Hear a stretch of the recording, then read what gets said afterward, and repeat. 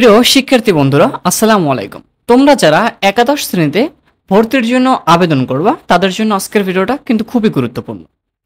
তুমি যে কলেজে ভর্তির জন্য আবেদন করতে চাও বা যে কলেজটা তুমি ফার্স্ট চয়েস দিতে চাও, তুমি কিভাবে দেখবা সে কলেজে আবেদন করতে হলে সর্বনিম্ন জিপিএ কত থাকতে হবে এবং তুমি যে গ্রুপে আবেদন করবা সে গ্রুপে আসন সংখ্যা কতটি খালি আছে।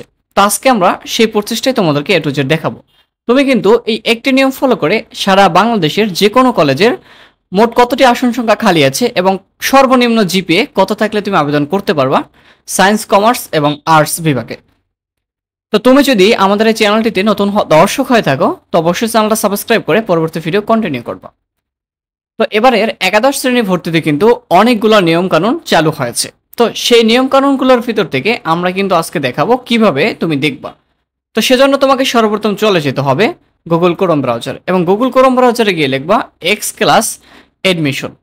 তো লেখার পরে তোমাদের সামনে এরকম একটা পেজ চলে আসবে, তোমরা সেখান থেকে সরাসরি চলে যাবা এই যে x I class admission system সেখানে। তো সেখানে আসার পরে তোমাদেরকে এরকম একটা উইন্ডোজ দেখাবে যেখানে দেওয়া আছে একাদশ শ্রেণীর স্মার্ট ভর্তির সিস্টেম 25-26 সেশন। তো এখানে কিন্তু অনেকগুলো নীতিমালা দেওয়া আছে, তুমি কিন্তু চাইলে সবকিছু দেখে তারপরে তুমি কিন্তু আবেদন করতে পারবে এবং তোমার আবেদন যদি কোনো সমস্যা হয় তাহলে আবেদন হেল্পলাইনে কল করে কিন্তু তুমি সমস্যা সমাধান করতে পারবে। তো আজকে আমরা শুধুমাত্র কলেজ ওভারভিউতে যাব এবং কলেজ ওভারভিউতে এসে তুমি যে কলেজে ভর্তির জন্য আবেদন করতে চাও সেটা যদি শিক্ষা মন্ত্রণালয়ের আন্ডারে থাকে বা সরাসরি শিক্ষা প্রতিষ্ঠান এই সার্ভারে দিয়ে থাকে তাহলে কিন্তু তুমি দেখতে পারবা। তো আমরা সর্বপ্রথম বরিশালের বিখ্যাত যে কলেজ আছে সেটা হলো বরিশাল বিএম কলেজ। তো আমরা দেখব বরিশাল বিএম কলেজে আবেদন করতে একজন শিক্ষার্থীর সর্বনিম্ন জিপিএ কত থাকতে হবে সায়েন্স, কমার্স এবং আর্টসে। সর্বপ্রথম আমরা বোর্ড দিয়ে দেবো, তারপরে জেলা দিয়ে দেবো, তারপরে থানা দিয়ে দেবো, তারপরে আপনি যে কলেজটা চয়েস করতে চান সেই কলেজটা এখানে নাম দিয়ে দেবেন। তো এই হলো আমাদের বরিশাল গভট বিএম কলেজ। তো বরিশাল গভট বিএম কলেজে বাংলা সায়েন্স, এখানে কিন্তু শুধুমাত্র একটা ভার্সনই আছে, বাংলা বিভাগ হলো সায়েন্স, ধরন দরকার নাই। আমাদের সর্বনিম্ন জিপিএ লাগবে 5। জিপিএ 5 যাদের আছে তারাই কিন্তু বরিশাল বিএম কলেজে আবেদন করতে পারবে। আসন সংখ্যা মাত্র 299টি এবং বাংলা শিফটে শেপ দিয়ে ভার্সন বাংলা হিউম্যানিটিস 4.50 যারা পেয়েছে শুধুমাত্র তারাই কিন্তু আবেদন করতে পারবে। আসন সংখ্যা মাত্র 149টি।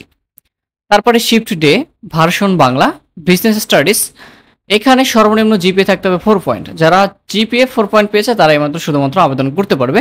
এখানে সিট আছে 149 জন।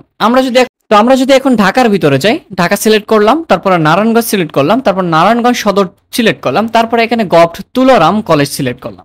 এখানে যদি কোনো শিক্ষার্থী আবেদন করে এখানে কিন্তু বাংলা ভার্সনে সায়েন্স বিভাগে মাত্র 3 পয়েন্ট পেয়ে কিন্তু আবেদন করতে পারবে এবং ডে ভার্সন বাংলা হিউম্যানিটিস 2.50, এখানে আসন সংখ্যা আছে 709 জন, সায়েন্সের জন্য আছে 562 জন এবং বিজনেস স্টাডিজ বাংলা ভার্সনের জন্য ডে শিফটে আছে 1502 জন। এভাবে কিন্তু আপনি দেখতে পারবেন আপনার কলেজে মোট আসন সংখ্যা কতটি খালি আছে এবং কতজন পূর্ণ হয়েছে এবং কত পয়েন্ট থাকলে আপনি আবেদন করতে পারবেন।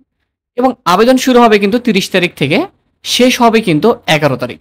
তো দেখা হবে আবারও নতুন কোনো ভিডিওতে। সে পর্যন্ত সকলে সুস্থ থাকুন, ভালো থাকুন, আল্লাহ হাফেজ।